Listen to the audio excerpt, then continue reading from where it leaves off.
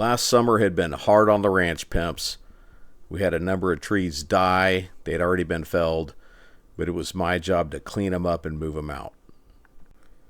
I figured we could make it a teachable moment and go over the tools and the techniques that you want to use in SHTF to process wood like this.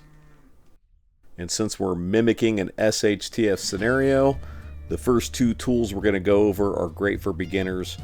One, we have a Becker BK9. Any large durable knife is going to give you some options that are safer than, let's say, an axe or a tomahawk. And if you don't have any experience with an axe or a tomahawk, this is ideal because you'll chop your foot off with one of those damn things. Next, you're going to need a folding saw. This is just a 7-inch long Corona folding saw. It's basically the bare minimum. And dudes, you can always go bigger. You can always go bigger. A bigger tool is going to get more done. But like I said for this video, this is the minimum. And this is stuff you can literally carry on your person. The last tool we're going to use is a Husqvarna Carpenter's axe. It's basically an axe that is made by one of the higher end Swedish axe companies, but it's like a factory second for them. So they sell them to Husqvarna, and you have to do a little bit of finish work yourself, and it ends up being a great tool when you're done. But this particular axe has a heavy head. I like that, but most people aren't going to like it, just so you're aware. And it wouldn't be mimicking SHTF if I didn't have a long gun with me. Dudes, I'm going to be working in this one spot for a while, so it's easy to bring a long gun, lean it on a tree. It's no further than 20 yards away from me the whole time I'm doing this video. Remember, pimps, handguns are convenient. Long guns are far superior. If you're going to be working in one spot, you should always have a long gun nearby. We're going to get started on the wood processing, and here's what I want you guys to think about first. Remember, this is SHTF, man. You're not going camping with your homeboys and bringing a truck full of lumber. You're out here burning precious calories. Do you need to get a sharp tool dull? Do you need to, or can you just step on sticks and break them? Be efficient with your calories, guys. I know it's not as sexy as chopping everything up with an axe, but it sure is smarter. After calories, we really need to be thinking about how the natives did it. They didn't have iron-edged tools for a long-ass time on this continent, but they still collected wood and burned wood to stay warm. I want you guys to imagine that the edge of the little moat there around the tree is a campfire. The natives would drag big branches and small trees, even bigger trees, using more manpower, over to the fire, put one end in the fire, and as it burnt down, they would move it further into the fire. When the wood has been burned back enough, it goes out. Pretty safe way to have a fire, and it doesn't take a lot of calories to get it done. These are the basic tools right here. A good large knife, a folding saw, and a baton. You can get a lot of work done with these three tools. These minimalist tools are a little small to be processing trees this big. This tree is probably about 8 inches in diameter. You really want to be sticking to like 6 inches and smaller, unless of course you have larger tools. Now I'm going to show you guys from level 1. If you're an absolute beginner and you haven't done any chopping with a large knife, a hawk, an axe, this is just such a safe method. You're going to use a large knife and a baton. Just work your way through the tree and baton anything, any limbs that are too big to just break by stepping on them with your foot. Of course, if you're working a green tree, you're going to have to do more cutting because your foot's not going to, work as well to break off branches because they're not dead, right, guys? But yeah, this is super safe. Just make sure you don't have a leg or a foot downrange of the cutting edge. It's a great way to get this job done and not burn a lot of calories doing it.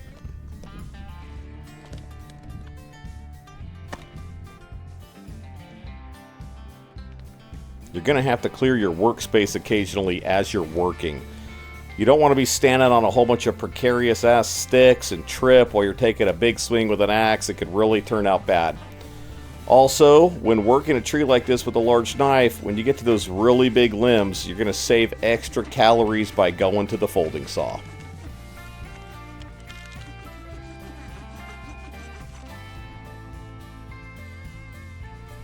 Now I'm just going to put in some work with the big knife and talk to you guys while I'm doing it. You guys are going to see that I like to work on either the opposite side of the tree, or I like to cut limbs that are behind me. See, I'll step over. I'm actually switching left hand here. I have done so much of this over the course of time that I'm just as good with my left hand as I am with my right. I want you guys to see, look, I'm cutting limbs that are actually behind me. Alright, they're further down the tree than my legs are. This is an extremely safe way to work. Alright, if you're chopping limbs that are behind you, it's really hard to chop one of your damn feet off. And then you'll see that I just cleared some branches. You have to clear your workspace, like I was saying. So now I'm on the opposite side of the tree here. Still working limbs that are behind me effectively. See, they're closer to the tip of the tree. I'm working from the base of the tree towards the top. Doing some more clearing.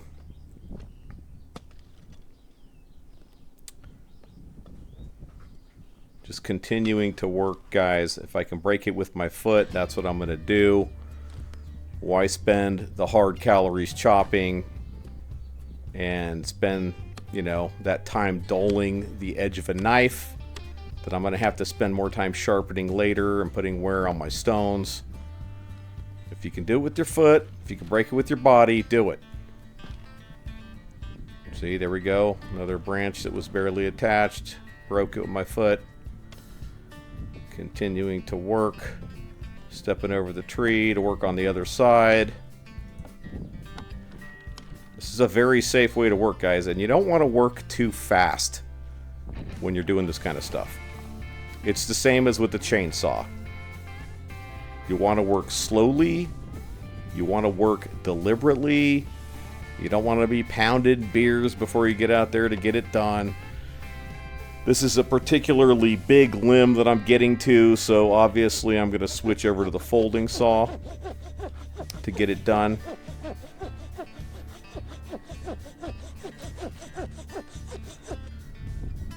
Now we're going to bust out the axe and go through the same drill. Here we go. We're going to start by just clearing some of these branches. I probably could have broke those, to be honest, with my hand. But if I broke these entire trees down and didn't use an axe, how boring would that be? Using my foot again. Clearing my workspace. Now, these branches are kind of in my way. They could inhibit a strike. Watch what I do with my axe. Look how I'm holding it. I'm holding it with the edge away from my body while I'm clearing my space, guys. And that's because if I trip on something or fall down, I don't want to end up with that thing in my thigh. Now, honestly, this strike would have probably been a little safer had I moved that large limb going across the tree. Everything worked out okay, though. Usually, I feel like if you're level with a limb, or it's behind you, you're going to be in a pretty safe position. I strike, watch I step forward with my hind leg. Now I go back to it. That's to make sure it's not in line with the strike. Even though I'm on the opposite side of the tree. Dudes, you just want to be very deliberate and take your time. Don't rush it. If you rush it, you're going to end up with an axe in your foot. And we don't want that. Let's talk about some other things while I'm working here, like stealth. Why didn't I just use a chainsaw? Well, dudes, honestly, I did when I was done filming all this video for y'all, but A chainsaw on SHTF makes a ton of noise and can be heard for miles at times. Best to avoid it, at least in the opening months. Wait till everything settles down and, you know, things have kind of sorted themselves out in your area. Next, we should talk about the sharpness of tools. Very important that you keep these tools sharp. Dull tools are dangerous. You can have a deflection if you make a strike at an odd angle and end up with a dull axe buried in your thigh. And again, we don't want that. Let's do some cross-cutting with an axe. You guys have already seen that with a saw. And with a saw, you're generally going to be able to cut branches half the length of the saw efficiently. You can see that I'm using the kneeling position here with an axe. And the reason I'm doing this, guys, is because if I miss, that axe blade is going right into the dirt. There's no way it's going to end up in a body part. So again, this is just a very safe method to use. There's also the sitting position.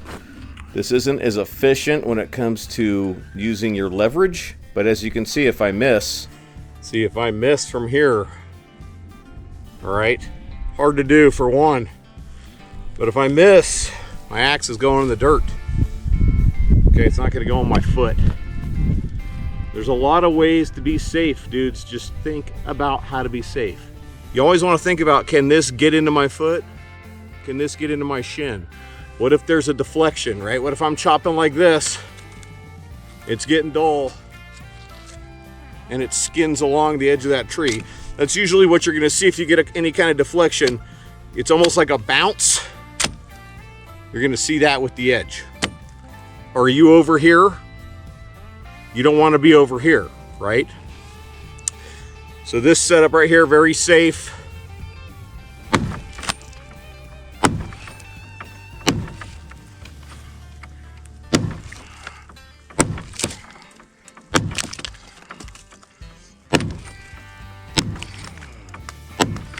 Just like kneeling. And that's the other thing you can do, guys. You don't have to be sitting on a log like this. You can stand. But when you make your strike, you bring your body down to a point where if you miss, this axe cannot get in your foot.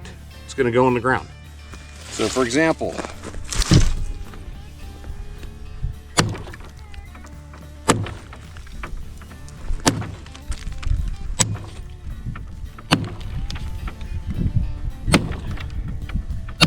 you guys get the idea. Let's watch some slow-mo while I talk about some other things, dudes. Loose clothing. You guys can see where I'm working. The area's mowed. I'm not really worried about getting caught on any bushes or other trees that are standing nearby, but this could be a real concern depending on where you're working. Like, you might need to limb trees nearby the tree that you're breaking down, or even remove some bushes. You might also have to, you know, take your bandana out of your pocket, make sure your shirt's tucked in, make sure your laces are tucked in, that kind of thing. Situational awareness, pimps. Don't get caught slipping and shit hit the fan. We all know that when you start working on something like this and you're focused and you're making sure you're doing it right, it's easy to get overly focused and to stop paying attention to what's going on around you. You can't do that. You can't do that in SHTF, man. Situational awareness. Keep that head on a swivel. We're going to wrap it right there, guys. Make sure you like the video, share it, subscribe to the channel. Make sure you have that little alert bell on and check back frequently for content, because this platform hates me and is blocking it. And then check out my Patreon link in the description if you're interested in that. I do huge info dumps for my patrons where I answer a whole bunch of questions. If you want more contact with me, that's the place to get it. I'll see y'all in the next one.